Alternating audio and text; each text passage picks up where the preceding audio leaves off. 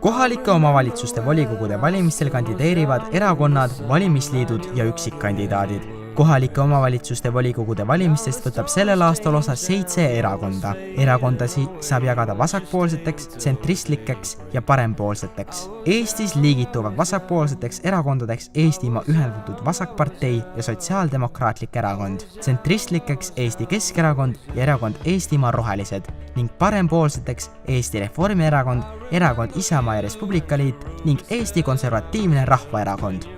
Vasakpoolsed erakonnad seisavad majandusliku edu ja sissetulekute ümberjaotamise eest. Parempoolsed vabast turust tingitud ebavõrdsuse eest.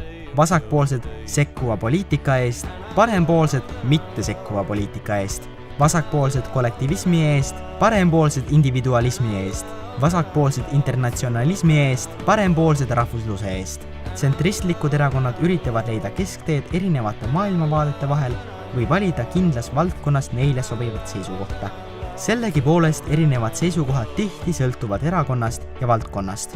Valimistest võtavad eri piirkondades osa erinevad valimisliidud, kus sarnaste ideedega inimesed või avaliku elu tegelased on ühinenud, et kandideerida ühises nimekirjas.